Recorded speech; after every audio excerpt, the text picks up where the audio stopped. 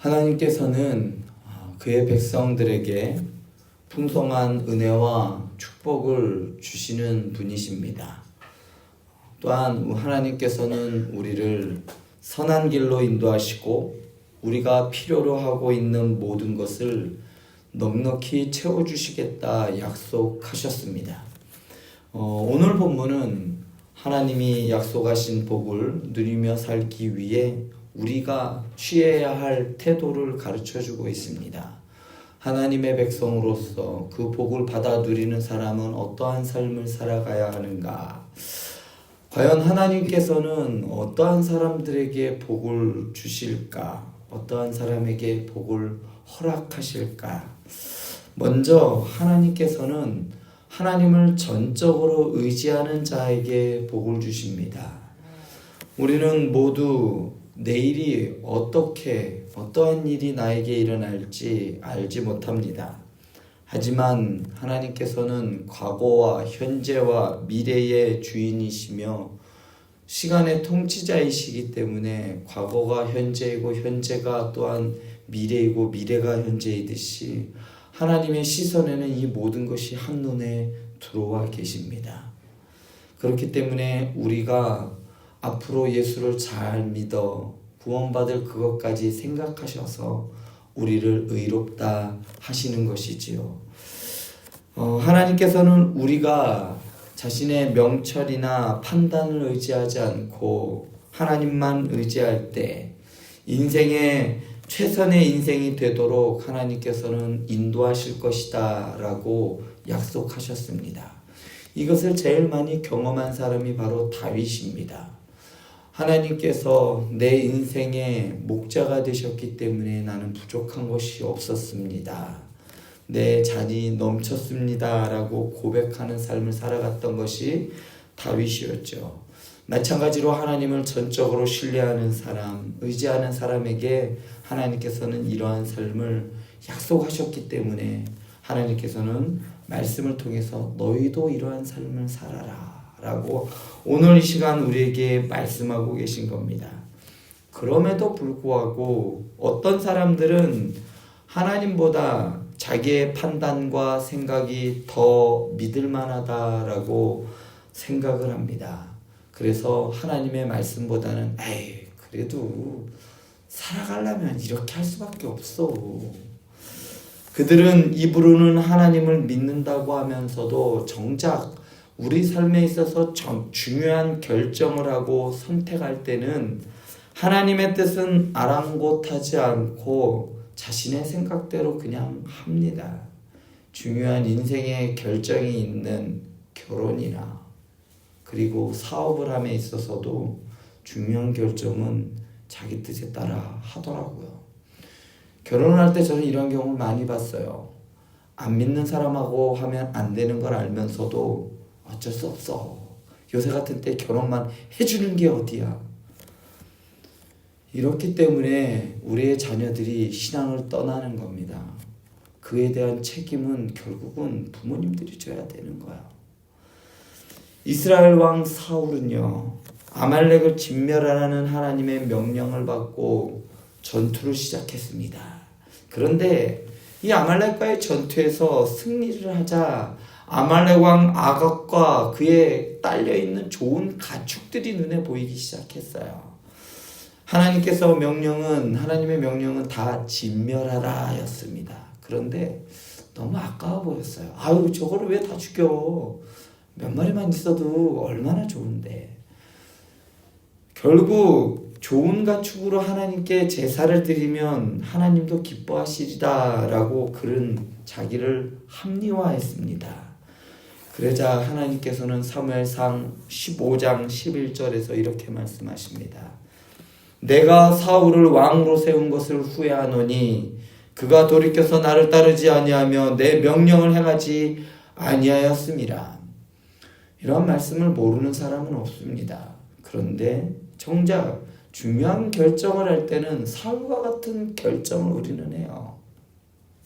하나님께서는 자신의 판단을 믿고 당신의 말씀을 거역하며 불순종한 사울을 결국 사무엘을 통해 책망하셨고 그를 왕위에서 쫓아내기로 결정하셨던 겁니다. 우리는 이러한 경험과 이성을 근거로 하고 또한 그것들로 판단하며 결정하기보다 하나님을 신뢰하고 그분의 말씀에 순종해야 하는 겁니다. 순종이 제사보다 낫다는 말은 다 알지만 정작 중요한 순종의 순간에서 우리는 그것을 놓아버릴 때가 있어요. 하나님께서는 전적으로 자신을 신뢰하고 의지하는 사람들에게 하나님은 형통한 길을 허락하십니다. 어려운 상황에 있더라도 하나님만을 의지할 때 하나님께서 돌파구를 열어주실 거라는 믿음, 그리고 실제로 그것을 경험해 가는 사람들이 바로 믿음의 사람들입니다. 하나님께 자원하여 드리는 자리가 살아가는데 물질의 필수 요소예요. 물질은 어떻게 보면 우리가 살아가는데 꼭 필요한 것입니다. 왜냐면요, 사람들은 의식주 이 문제를 해결해야 살아갈 수가 있기 때문입니다. 엄동설원에 밖에 던져지면 결국은 집이 필요하고 옷이 필요하고 물질이 필요합니다. 그런데 하나님께서 이것을 모르실까요? 하나님은 우리의 필요를 너무나 잘 아시기 때문에 우리에게 재물도 주시고 땅도 주시고 또한 땅에서 나는 소산물도 주시는 분입니다. 그런데 하나님께서는 우리에게 재물과 소산물을 주심과 동시에 또한 그것들을 바르게 사용할 것을 요구하십니다. 우리는 하나님께 받은 재물로 또한 하나님을 공경해야 하는 것이죠. 이는 재물을 얻는 방식도 의로워야 한다는 겁니다. 만약 우리가 다른 사람의 노동력을 착취하거나 탈세나 또한 투기를 통해서 불법을 행하여 우리가 돈을 번다면 하나님께 그것으로 섬길 수 없는 겁니다. 또한 재물을 사용할 때는 하나님의 것을 관리하는 우리는 청지기적인 태도로 그 물질을 대해야 하는 겁니다. 내가 벌었으니까 내 거지 뭐 11조가 웬 말이야. 무슨 이걸 하나님께라고 해? 자기의 능력으로 얻은 재물은 자기 소유라는 이러한 잘못된 생각으로 사치하고 낭비한다면 그것 또한도 하나님을 공경하는 것이 아닙니다. 아울러 우리는 하나님께 감사하는 마음을 표현하는 훈련을 해야 합니다. 또 하나님을 위해 헌신하는 일꾼들, 그리고 가난하고 궁핍한 이웃을 위해 우리는 그러한 재물을 나눌 수 있어야 하는 겁니다. 이처럼 재물로 하나님을 공경하는 자들에게 하나님께서는 더욱더 넘치는 복을 주겠다 약속하셨습니다. 하나님은 그들에게 선한 일을 더 많이 하도록 더욱 풍성한 은혜를 부어 주실 겁니다. 우리 주님께서도 이러한 이야기를 하셨습니다. 마태복음 6장 21절에서 내 보물이 있는 곳에 내 마음도 있느니라. 이 말씀을 기억하시면서 여러분들의 재물을 하나님을 영화롭게 하는데 쓰시는 그러한 충성된 청지기가 되시길 간절히 축원드립니다. 오늘 본문은 우리가 하나님께 복을 받을 수 있는 두 가지 중요한 태도를 가르쳐주고 있습니다. 자기의 명철을 믿는 대신 전적으로 하나님을 의지하는 것과 또한 하나님이 주신 재물에 마음을 빼앗기지 않고 그것으로 하나님을 공경하는 것입니다. 얼마 전에 우리가 추수감사절을 보냈죠. 그때 남는 걸로 이 정도 남았으니까 드려야겠다라는 것이 아니라는 거예요. 재물로도 얼마든지 하나님을 섬길 수 있는 겁니다. 우리가 11조와 감사원금과 또한 절기원금을 드리는 것은 하나님에 대한 그리고 세상에 대한 선언이에요. 나의 마음은 이것에 빼앗기지 않았습니다. 하나님, 나는 재물로 살지 않고 하나님의 은혜로 살아가는 사람입니다라는 것을 선언하는 것이에요. 그래서 그것을 아까워하며 드리지 않는 사람은 결국 하나님을 공경하지 않는 것고 잠언 기자는 하나님을 믿지 않는 것이다라고 분명하게 이야기합니다. 아무리 선하다 할지라도 아무리 하나님을 잘 믿는 것처럼 보이지만 절기 때마다 하나님께 드리는 것을 아까워하고 10의 하나를 드리는 것을 아까워하는 사람을 결코 바른 믿음의 사람, 하나님을 잘 섬기는 사람이라고 볼 수 없는 것이죠.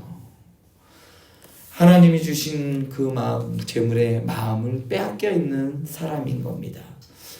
이렇게 하나님을 전적으로 의지하며 하나님이 주신 재물로 하나님을 공경하는 삶, 이러한 삶을 힘껏 살아가시기 바랍니다. 그리하여 하나님이 부어주시는 넘치는 복을 경험하시길 바랍니다. 왜 나는 그러한 축복을 경험하지 못할까? 하나님께 아까워하는 자에게는 하나님도 아까워하십니다. 하나님께 드리기를 아까워하지 아니하며 내 마음과 정성을 하나님께 쏟을 때 하나님께서는 그러한 자들에게 내 잔이 넘치나이다. 하늘의 축복을 하나님께서는 그러한 자들에게 허락해 주실 줄 믿습니다. 이러한 축복을 받아 누리는 저와 여러분들 되시길 간절히 축원드립니다. 기도하시겠습니다.